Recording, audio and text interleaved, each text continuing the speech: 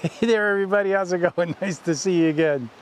So my best advice for getting better landscape photography or improving your landscape photography, which I did not listen to myself this weekend because I was supposed to be down at the Alvord Desert, and yesterday the weather forecast was absolutely horrendous. They were saying like 30-mile-an-hour winds gusting to 50, rain, 35 degrees. It was supposed to be horrible. And so we canceled the trip.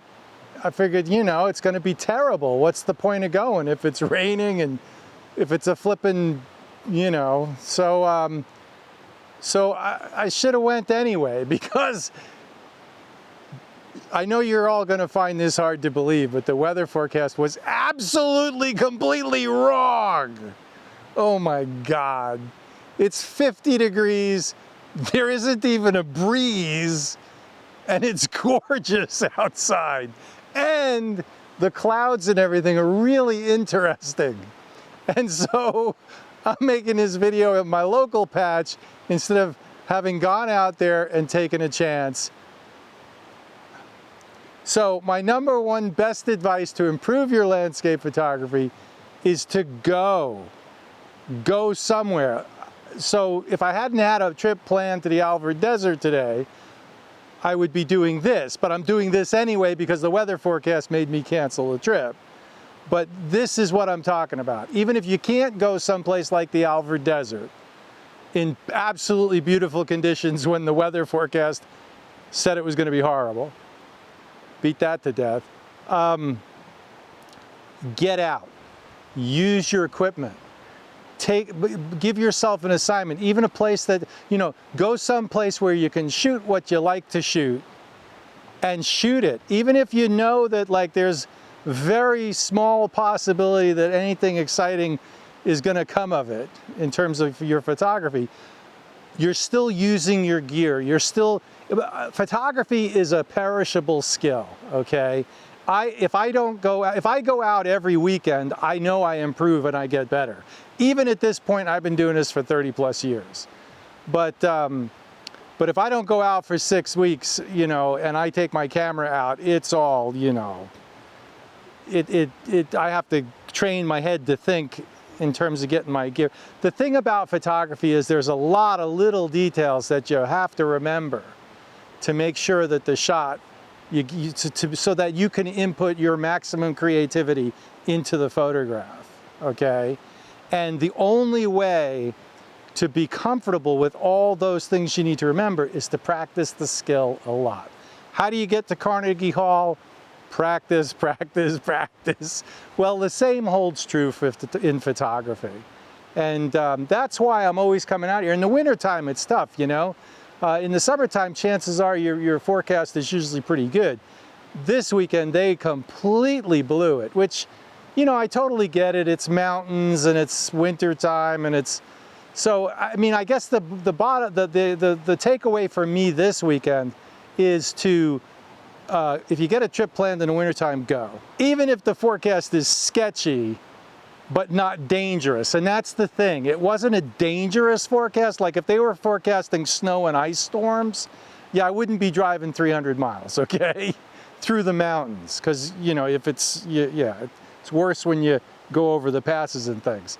But it wasn't dangerous. It was just, the forecast was marginally uncomfortable, right? Or like, you know, the forecast was that there might not be anything worth taking your camera out for in terms of the wind and everything, etc.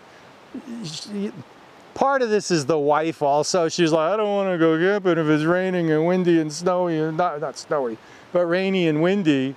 Okay, canceled the trip. So, yeah. That's the way it goes. So, hey, you know what? Making the best of it. So I am going to photograph stuff that I've photographed a lot just to keep my skills sharp, so that next weekend, if the forecast was the same as it was this weekend, that the temperature is going to be above freezing and no rain, snow, ice, dangerous conditions, I will get out and see what I can see. You know, worst comes to worst, you have a nice trip in your camper, right? Like I said, if the forecast isn't dangerous, go. That's the lesson for me personally. My best advice for how to improve your landscape photography is get out as often as you can, even if you're not going someplace spectacular. Just go practice your craft. You know, you can study your cameras in your living room at home as much as you want, but until you get you see, the thing about coming out to a place like this is, I gotta pack the same equipment I would if I were going to Grand Tetons and or Zion, and I would have to carry the equipment, and I have to use the equipment, and I have to bring everything I need. So I'm going through the motions. I'm doing photography. I'm polishing those skills, and that's my best advice for improving your landscape photography. So because I'm, you know, there's nothing. And the other thing is, I need to change my attitude too. I'm kind of bummed that I didn't go this weekend, but I'm going to do my best to try to get some shots here. The light's good, the weather's nice, and so I'm going to enjoy myself and do some photography. And let me share that with you, because there's no pressure on here. I'm not sure if anything really exciting is going to come of this, but I'm going to do the best I can to take the most competent landscape photographs that I can to practice my skills. And so I'll bring you along this time and show you what I'm doing. Let's go.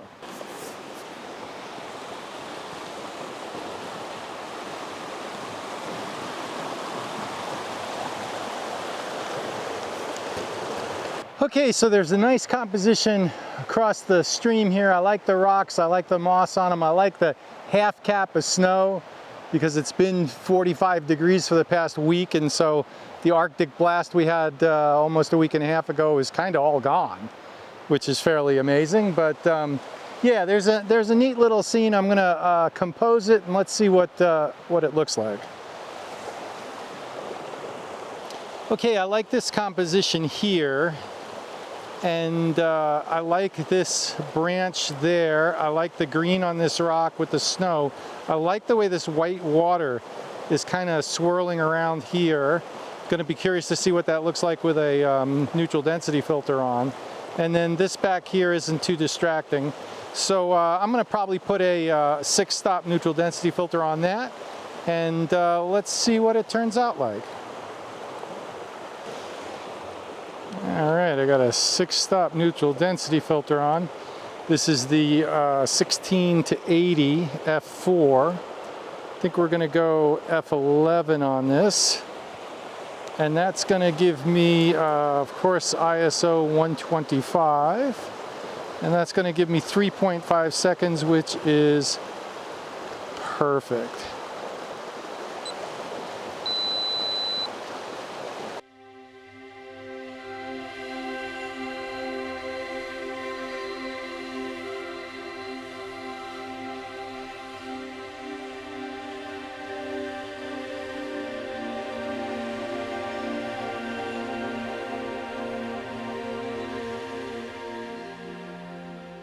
So for the holidays, for Christmas, I treated myself to Gavin Hardcastle's Chasing Awe, his book.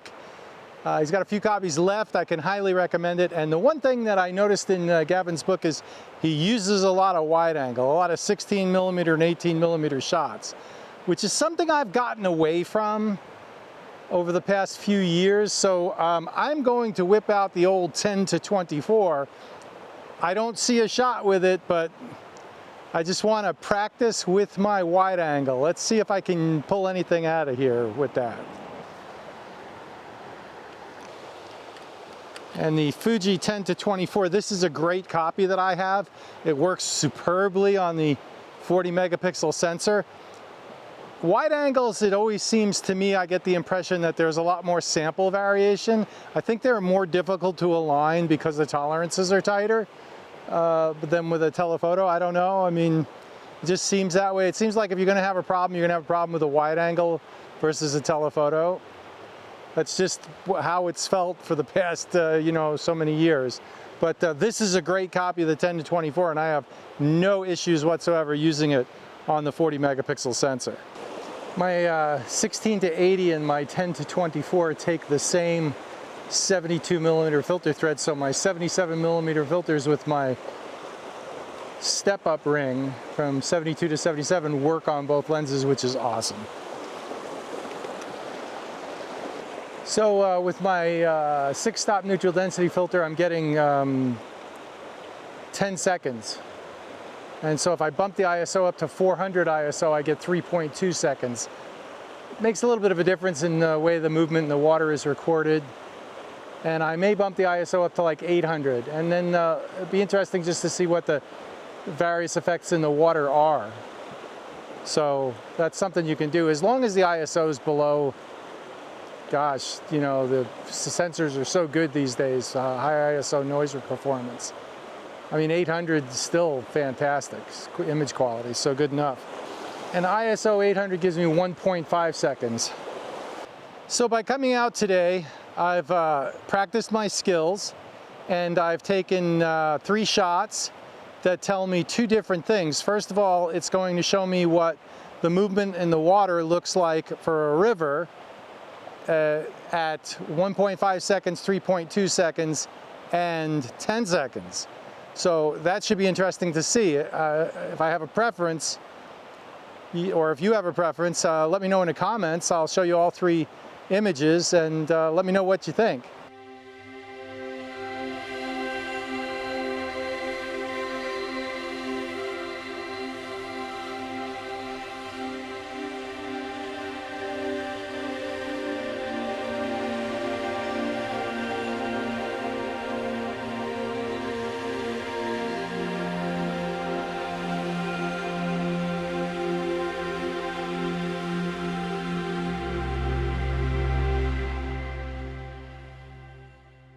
And the other thing is I was able to test ISO 125, which I know what that's going to be like, but I also tested ISO 400 and ISO 800, and I get to compare them, which is really cool. I have a feeling it's not going to make much of a difference, but just nice to know that, right? And that gives me confidence when I go out, and let's say I see this spectacular scene in front of me, but I have to shoot at ISO 800.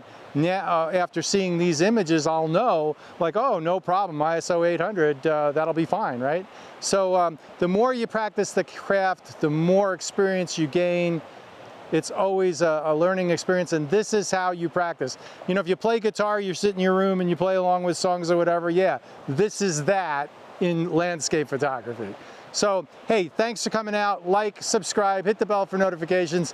One of these weekends, if the forecast isn't dangerous, I'm gonna go down to the Alvord Desert. It's kind of just an overnight trip just to scope it out. I've always wanted to go down there. It's not that far away, and hopefully I'll be getting there soon. So we'll see you out here. Have a great one. Bye.